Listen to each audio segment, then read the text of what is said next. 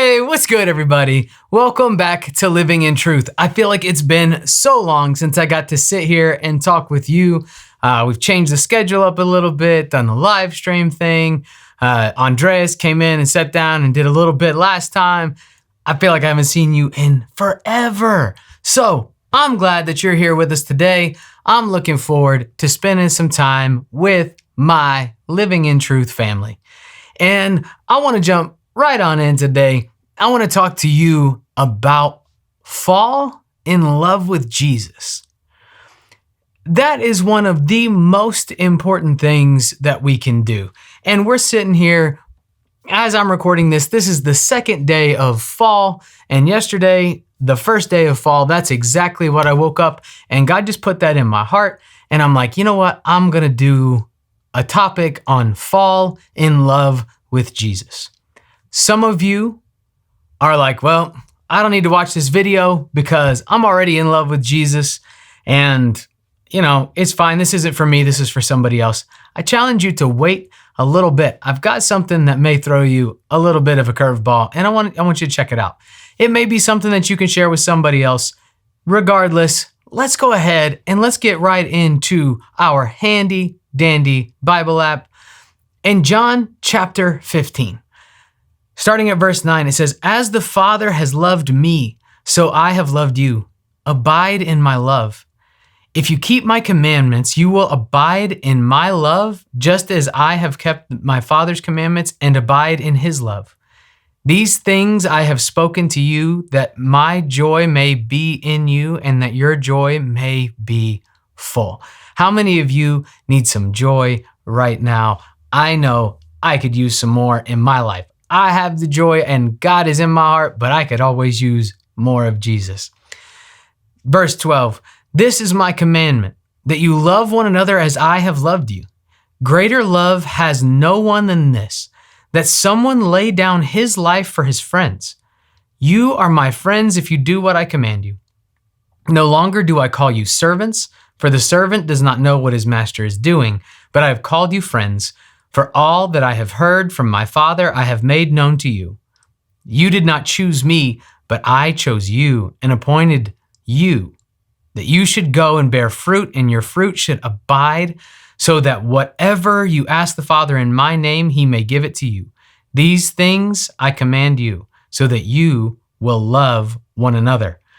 All right, so there's a word that shows up in there a few times. The word is abide. The word abide, what does that mean? It says accept or act in accordance with. So Jesus, again, proves himself to be a gentleman. He doesn't say, come barging in and knock the door down and force his way in. He says, you have to abide. You have to accept my love as I've accepted the Father's love. Anybody have a hard time with that? Sometimes it's easier to show other people how much you care about them and you think about them and you want to do stuff for them. But when the gets turned back around and somebody tries to do something nice for you, you don't even know how to say thank you, right? You ever been there? Sometimes it's hard to accept love. And Jesus is telling us here, you've got to accept love. You have to abide in that love. And so I think about this and somebody might get their feelings hurt a little bit on this, or it might be a little close to home. But has anybody ever been put in the friend zone? Right? You care about somebody so much and you'll do anything for that person. And, you try and you do everything that you can, you do little sweet things or whatever. And it's like, it's at first it's fine. And then it just it never goes anywhere. It never develops past that. Like, oh, well, they accept my love, but they don't give anything in return. You get put in that friend zone. Or on the other side of things, has anybody ever loved you so much and you just it just wasn't there for you? And it's it's a little uncomfortable. I mean, I like you being around, but that's kind of the extent of it, right? And so that friend zone thing. And oh my gosh, it's a joke, but man, it can hurt your feelings real bad when you invest so much in somebody and then they put you in the friend zone. And basically what Jesus is doing here is saying, don't put me in the friend zone. Accept my love all the way. The same way that God loves me, I love you. But you got to accept it. He can't force himself on you. And sometimes I think about that. I'm like, this man, Jesus, went and gave his entire life up for us. He didn't have to die. He didn't have to do that, but he loved you so much. And I think about that in if he was here now, what would Jesus do? Would he would court you. He would pursue you. He would try to woo you and win your affection and give everything of himself so that you would know that you're loved and that you're special. And what would we do? Would we accept that love? Or would we just kind of put Jesus in the friend zone? See, here Jesus uses the term friend. He says, you're my friend now. But that's because at once we were servants, and now this is called friendship. This relationship is developing in an intimacy. Because, see, the servant just knows what they're told to do. And they don't get to know the plans of the Father. They don't get to know the plans of the Master. But here, Jesus is saying, look, everything that God showed me, I've showed you. And now you're my friend, so I can let you in on this stuff. So this fall, I challenge you. If you don't know who Jesus is, if you've never met Jesus, if you've only heard of and you've only seen bad examples, if you don't know Jesus, I challenge you to read this love story, to learn about this love story, somebody who cares about you so much that they would die for you and did die for you. Not like might have or could have, or this isn't some fictional story. You're loved. Go in there and read this. Jesus says, if you keep my commandments and abide in my love, the commandments, my goodness, even if you weren't a Christian and didn't accept Jesus, the commandments are such good moral grounds to live your life around. Now, is that where we want to stop with this? No. Because what happens is once you realize how good God is and how much he loves you and how much he's done for you and how much he ordains things in our lives or puts good things in our life, it should become easy to fall in love with Jesus. So I challenge you. It's fall. We're only 2 days in. Now at the time you guys are watching this, probably 4 days in.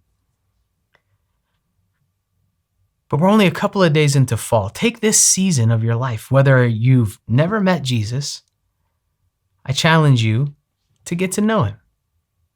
Just for this season. There's a term called cuffing season, and that starts in October, right? Well, we're almost to October. So I'm going to challenge you in this cuffing season to cuff yourself to the Word of God.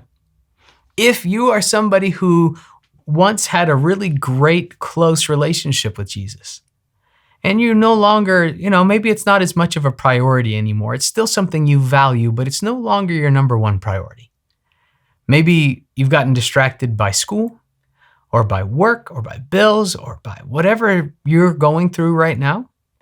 I challenge you to spend this fall in love with Jesus. To find out what's missing, to invest in that relationship. Because Jesus has already done all of the investment and he's not pulling back. He's waiting on you. So, if he's sitting there waiting, don't keep him in the friend zone. Let him in. Now, if you're somebody who is so in love with Jesus, that he's your everything, he's all that you think about, he's part of everything that you do, I challenge you to spend this fall in love with Jesus. To take this time, starting in October, running through March, to fall more in love with Jesus and to help other people fall in love with Jesus. See, it's just a matter of where the comma goes, right? So if you've never met Jesus and now we're inviting you to fall in love with him, but if you put the comma there, it's fall in love with Jesus. And I want that to be kind of the theme that we spend here on Living in Truth for these next couple of months, is being in love with Jesus. So we're going to, as a community, as a Living in Truth family, we're going to spend this fall in love with Jesus. I know I've said that a bunch, but you need that. I will hope that will stick in your heart, that Every time you hear the word fall, every time you think about the season and the warmth, you think about a fireplace, you think about hot chocolate, you think about the sweetness of the time of this season, the autumn colors, the leaves changing, everything just being so beautiful and snuggly and cuddly, and all you want to do is be in a blanket, cuddled up with your significant other. I challenge you, every time you think about that, to make sure that that's Jesus on your mind. I'm not saying you can't have a new boyfriend, a new girlfriend, whatever the relationship may be. I'm saying make sure that Jesus is your priority and that you spend this season in love with him. Whether it's new, whether it's old, or whether it's something you need to just continue to develop and you're right on the right track. I love you guys very, very much. Thank you so much for all the support. Thank you for the comments. Thank you for spending time with us. I hope this has helped you. I hope this has challenged you. I hope that we'll see you again here next week. We got Monday, nothing, going on Monday right now. So this week will be the live stream, and then next Thursday will be the following video. Get out there and do something that will help somebody fall in love with Jesus. If you got something great that's happened in your life, please don't forget, let us know. Mustard Seed Monday can still go on, still live on. We want to tell the goodness of what God is doing in people's lives and share that with y'all. So on Instagram, on Facebook, right here on YouTube, wherever it is, get involved. You guys help us be able to continue to do this week in and week out. And we love you very, very much. Until next time, see ya.